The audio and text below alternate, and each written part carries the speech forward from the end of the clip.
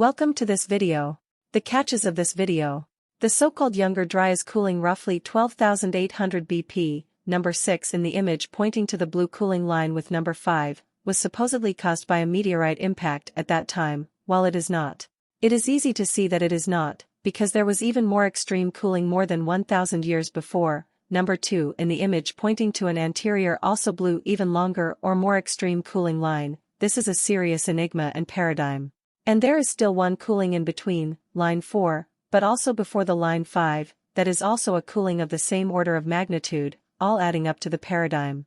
To put it mildly, those are several severe paradigms and we certainly do not understand or recognize all that caused those events, and that is also a reason that I come up with a number of hypotheses, because we simply negate all the events except one, which is the cooling blue line number 5. We should make better efforts to understand this whole series of extreme events. The need to do so is evidenced by the present global warming we rightfully worry about so much, present global warming in the extreme right of the image pointing to the actual warming. But that is almost not notable in the context of this image, when presented together with extreme warming and cooling events in the past. That makes that we should notice the insignificance of the present day global warming in relation to the extreme events in the period that includes the dark blue period and the light blue period between 1,000 of years before and after the hypothesized Younger Dryas event 12,800 BP, green arrow pointing up to the transition between the two periods that surround the event, the balling Alarad to the left, before, and the Younger Dryas to the right, after. We indeed should worry a lot about what happens today, but we should widen our view and understand the past in order to go for the right solution in the present and future, this in order to avoid major irreversible damage or even extinctions. I claim that the warmings and coolings of the past, in the balling Alarad in dark blue and the Younger Dryas in light blue, are very easy to understand, and that they, once they are understood, clearly tell us what we need to do urgently, but that consensus seems to be unable to see. If you look at the magnitude of the first rising or warming, line 1 in red in this first image, and you compare it with the present-day warming at the extreme right of the curve, year 0, or line 1 in green in this next image, you clearly understand why observing humans at that time would be worried about that first extreme warming, or at least its potential effects like the rising of the ocean levels with 120 meters or more, and that they would do, or leave to do, everything possible to stop or counteract that extreme warming and its devastating results. In other videos I hypothesize and provide some evidence that the humans, or rather the global empire that ruled with a kind of iron hand, in certain cases acted on a global scale. That global ruling was a rule that today would be unthinkable because there is since very long no global empire anymore, and any similar rule today would also not be accepted because it was a very radical and kind of military and or mass demagoguing ruling.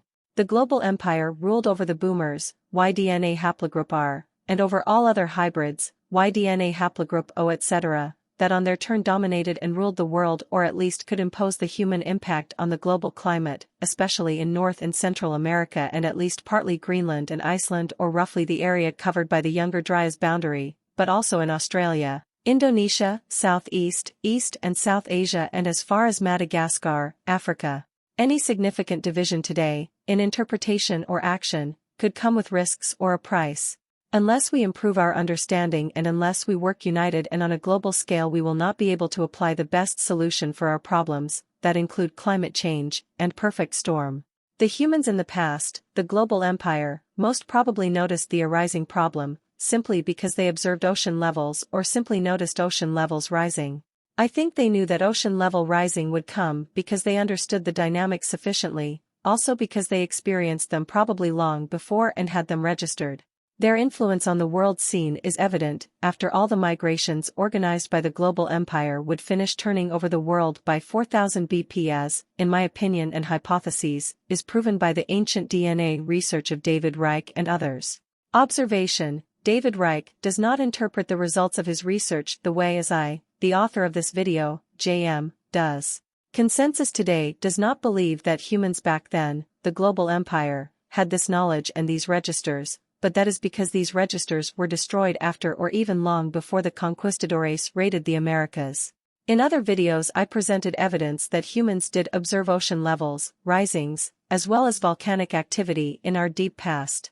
The pattern of the subsequent coolings and the lack of natural phenomenons to explain them, together with evidence they were worried, or vigilant, had the necessary knowledge, biotic pump effect, cooling effect of injections in the stratosphere, and observed very closely certain dynamics adds up to my, still rather speculative, hypotheses that they indeed successfully executed the extreme coolings, figure, to counteract the preceding extreme warming. The expected ocean level rising happened at the end, and this by a whopping 120 meters somewhere between 19,000 and 4,000 BP, but with significant acceleration since the end of the Younger Dryas, number 7 or the latest warming, for the obvious reasons of an extreme rising of temperature, that contrary to extreme warmings before. The former extreme warming was not corrected anymore by cooling from that point on, at the end of the Younger Dryas. Those that followed some of my videos possibly will understand that the cause of the cooling back then and consequently our solution in the present is about transforming degenerated soils into highly productive agroforests, enriched agroforests, that will exercise the biotic pump effect on the local climate and in second instance the global climate. The most dramatic historical example is the formation or completion of the Amazon forest by the Amazon Amerind in the deep past, until at least 500 years ago. Enrichment and the formation of what is called Amazon dark earth, ADE, and the consequent biotic pump effect of the enriched agroforest play a major role in the formation or completion of the Amazon forest. However, consensus does not seem to have knowledge of what are dark earth, in successful cases like certain areas in the Amazon forest, see image. Enrichment, like the Amerind's practiced in the past, of agroforests and forests. Biotic pump effect of significant areas of or with enriched agroforests. End observation. This video is about the hypotheses of the author, J.M., and not about climate change. To learn about climate change, please consult.